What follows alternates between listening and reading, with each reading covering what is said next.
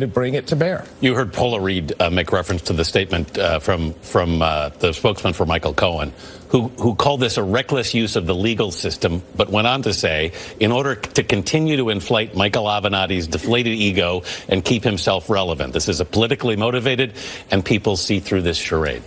Mr. Schwartz is a hack straight out of Central Casting. Next question. If the president agrees to a deposition only, but it were under seal, would you agree to that? We would fight that. I can't imagine that the public would sit for that. But, I mean, obviously, if the judge ultimately decided that, we would adhere to it. You mentioned Clinton versus Paula Jones in your motion. Why is that relevant?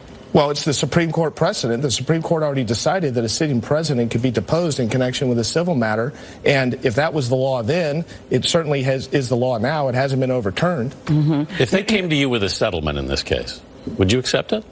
Well, I think we would consider it. I would converse with my client. It would depend on the terms of the settlement. But I mean, at this point, I don't see how the case gets resolved short of the truth coming out and the whole truth for the American people. Yeah, you called Mr. Schwartz a hack and then moved on. But I also think, a lot of people, Michael, are saying that you're a hack too, that this is all politically motivated. What do you say about that? That this is really nothing more to attempt to embarrass the president of the United States? It's just simply not true. I'm not involved in politics. I'm representing my client.